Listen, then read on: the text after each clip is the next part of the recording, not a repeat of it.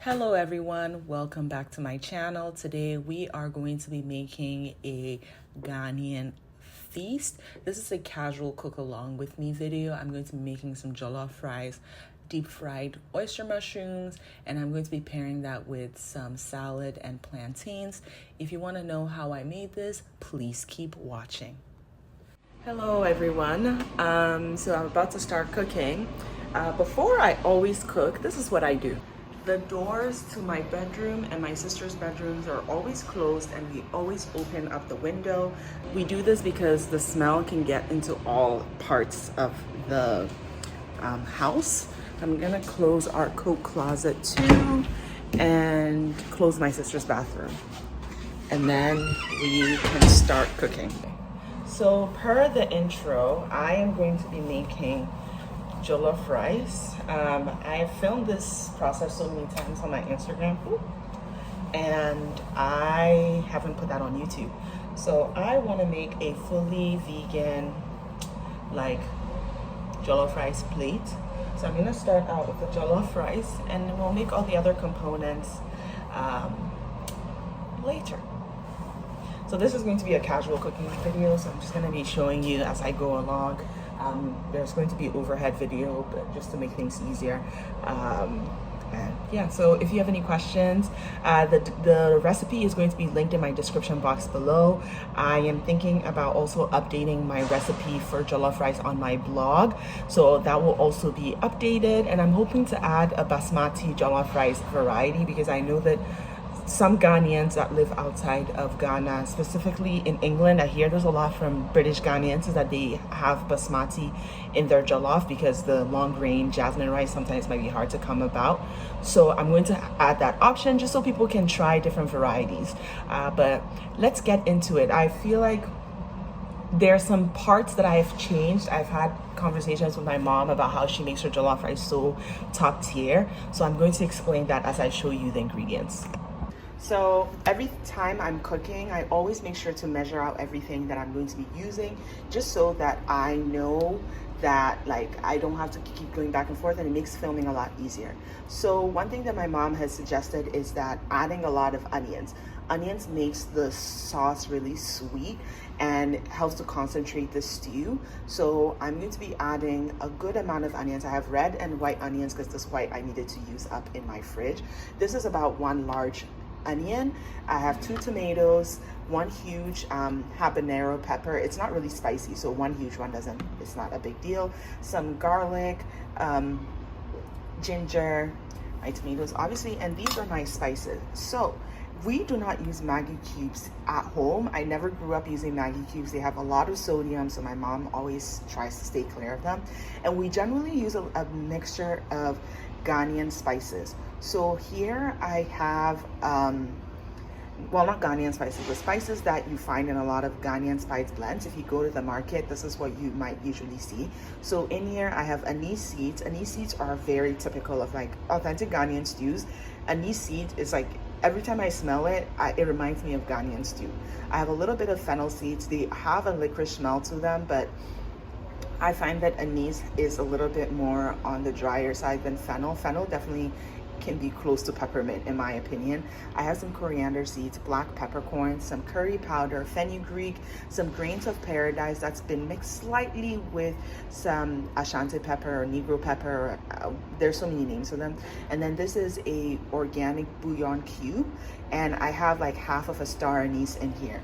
So that is what I'm going to be using to flavor the stew, but that's not all of it. I am also going to be using the Better Than Bouillon seasoning.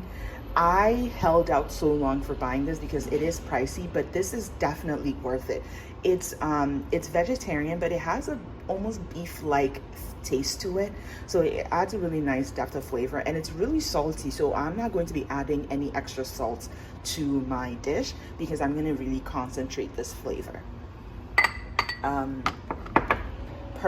Every time I'm cooking, I always have a bowl where I can put my scraps, so I can just put this straight in the compost bin.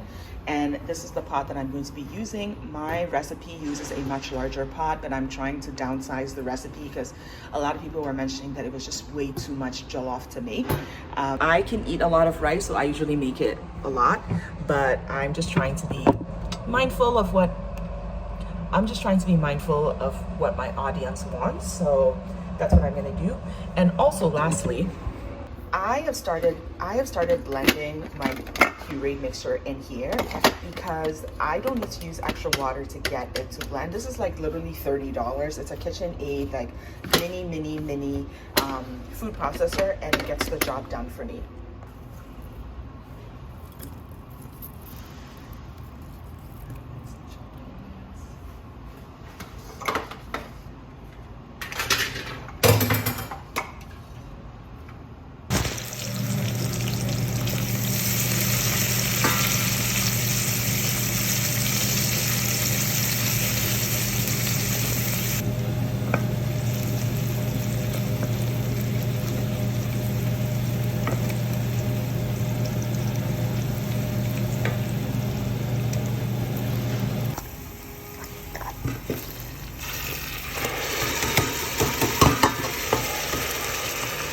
We're just going to switch over to voiceover because the vent was being very loud and you couldn't hear what I was saying. So basically, after I had sauteed my chopped onions in the oil, I added in the rest of my blended onions. So what I'm trying to do is to make the jollof really sweet. My mom recommended that I increase the amount of onions in the jollof rice. This adds a really different depth of flavor. Also, my mom loves onions, so it tastes a little bit more like her jollof. So I'm going to let this cook down first with the oil, and the more it cooks, the more it caramelizes and gets sweeter and releases all the delicious sugars, which will add a really nice flavor. So after I let the onions cook down for about 10 minutes, I added a whole can of tomato paste.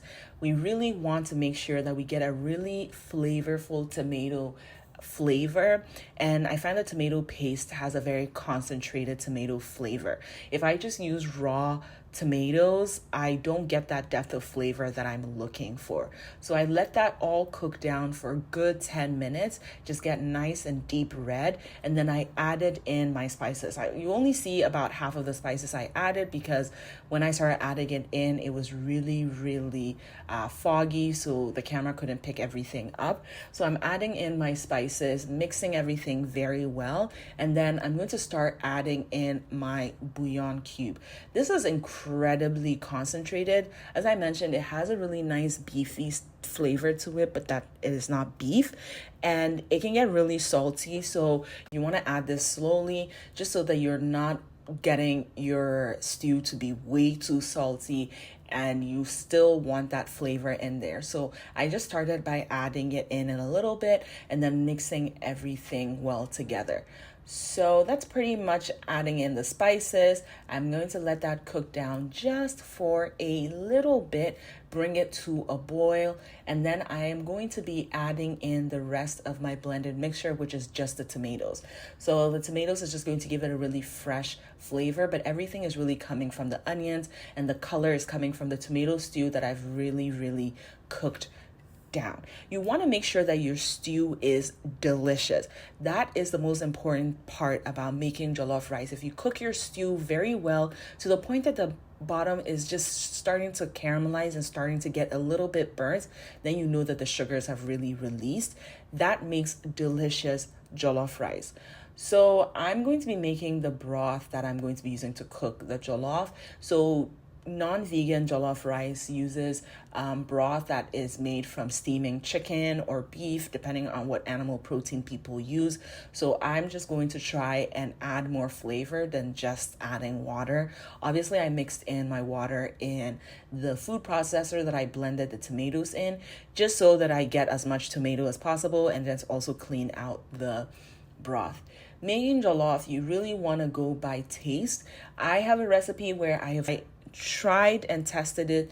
However, this is a different variation, so I'm just tasting and adjusting as I go. So for my broth, I added a little bit of the bouillon paste, but I also added an extra tablespoon of curry powder and also some cayenne powder just to add a little bit of color and flavor. And then I am mixing everything together. So yeah, you're gonna mix everything together, taste just to make sure that there is enough salt in there. I'm adding in a little bit more bouillon just so that I can get more of the flavor again. I'm adding it in bit by bit so that it doesn't get too salty. Otherwise the jollof will be way too salty for my own liking. So now that I have my tomato stew nice and cooked down, you can already see at the bottom that it's starting to burn a little bit. You don't want to burn the stew, but having just a little bit of a black at the bottom is not bad. It gives a really nice smoky flavor. I realized I made too much of the tomato stew, so I'm scooping about a half cup of the tomato stew. This is basically like tomato stew at this point. You can eat this with rice. I'm gonna keep it aside, and I used it for a different recipe. So now that that has been set aside, I'm going to be doing a little bit of math when I am adding in the basmati rice. People ask me, how do I know how much rice I am adding in and how much liquid I need to add in? Honestly, it was just from a lot of observation of my mother making it, because it's really hard to have measurements at the beginning just because you might be using a tomato that's a bit too big, or your tomato paste, something might happen, or you're using less tomato paste. So I was just really looking at the consistency at the end. So basically I add my rice in a little bit at a time, just so that to make sure that I have an equal amount of rice and tomato stew. So that might require me adding in the rice little by little, as you can see as I'm doing here. In the end, I think I added about 2 1/3 cup of basmati rice. That was just enough to finish out the rest that I had in my bag. And if I had not taken the tomato stew out of there, the rice would have been a bit too sticky. If your jollof has too much stew, it just becomes really sticky. The grains don't really cook well, and it makes for a very soggy jollof. So then the next thing is to add my water. So I add in my water bit by bit. I think I added about a total amount of 2 cups. I know people are scared to add a lot of water. That's what I was scared of when I was making jollof. And I find that if you don't add enough water at the beginning, it's going to take forever for your jollof rice to cook. So don't be scared of adding in water. Obviously, don't add too much water. I think a 1-to-1 ratio of the rice to water is probably your best option, because then it's going to take too long to cook. Once it's cooked, it's going to be too dry, and you don't want dry jollof. So yeah, it's a science, it's a math. I've had to play around with measurement for so long in order for me to create a recipe that people can follow. But I'm always updating my jollof rice recipe because I'm always learning. For example, this is the first time I'm making it this way. So yeah, and I think it came out perfect. So I'm gonna adjust and then put that on my blog. So this is the jollof. It actually cooked for like 40 minutes. I went to work out, so I did not I just like checked on it, but I didn't film that part. So yeah, it is ready. It is delicious. It's a bit on the salty side, so next time I'm definitely not going to use the organic bouillon cube, because I really need to use the better than bouillon. And it's delicious. I think the basmati adds a nice fragrance to it. Obviously, long grain jasmine rice is also really nice smelling. But this is delicious. And now on to the next part. Okay, so now that the jollof is ready, we're moving on to the deep fried oyster mushrooms. So I'm going to be using velvet oyster mushrooms. Those are the ones that I was able to find that are clumpy. But yeah, oyster mushrooms, maitake, the chicken of the woods, that group, that's the best type of mushrooms. And I'm going to be using all-purpose flour, and this is my spice mix. You want to make sure that your flour is well seasoned, so you're not eating just mushroom with flour. It doesn't taste good whatsoever. So I have a blend of spices. I have some cumin, paprika, salt, onion, and garlic powder. I have some nutritional yeast spice blend that I get from Flavor. I'm going to be showing you one of their other spices that I added just to add a little bit of flavor. I tend to use spice mix. I use it from the Flav spice blends that I have, but sometimes I am a bit careful because it can get very salty. So you want to make sure that you are adding in a good amount of spice, but also not overdoing it with the salt. So once everything is added in, I'm going to mix that very well. And I will be taking a portion of the flour to make my batter. Shout out to Shakayla, who is Sweet Greens Vegan on Instagram. I basically got the inspiration from her page.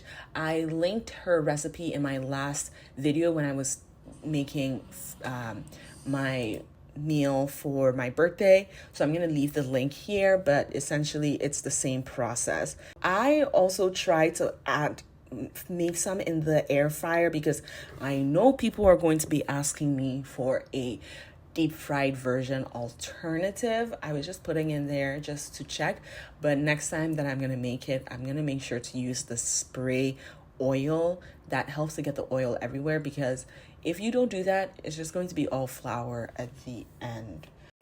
These are the air fryer versions. Obviously you can see there's a little bit of flour on it. If I had the sprayed canola, like the oil spray, I think it would definitely get everywhere, but I tried to like smear the oil at the bottom, but we'll see. Let's check this one out. Still some flour on it, but if you have the spray, I think it will work. This has been at 200 degrees for 10 minutes.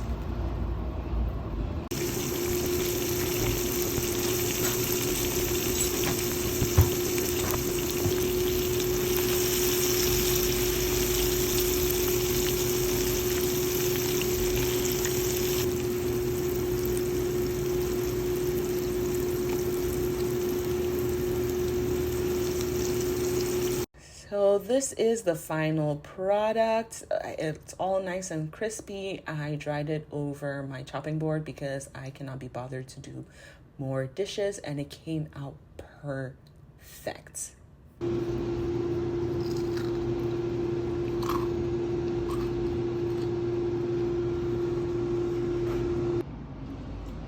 Air fryer version, deep fried version. Obviously you can see the difference. Now time to assemble.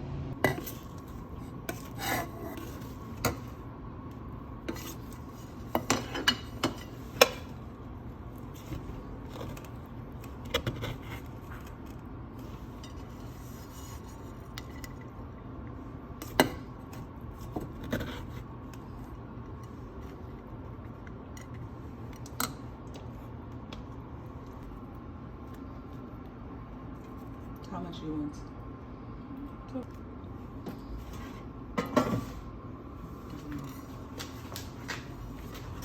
sorry, this one. Air fried. Couple, air fried. Okay, let's go to the salad.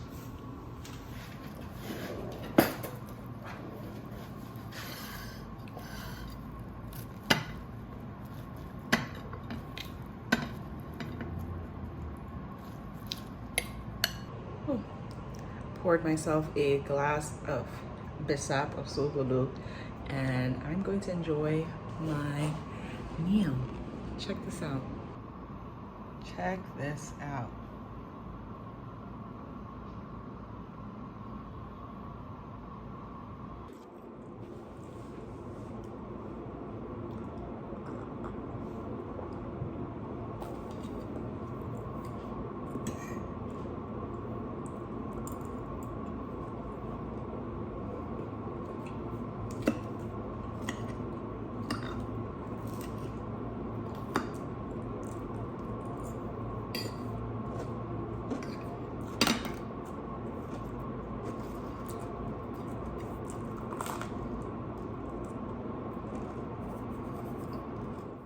Thank you all so much for watching this video. Make sure to give this video a big thumbs up, comment, like, and share, and let me know if there are any other recipes that you would like me to make a video on, and I will see you in my next video.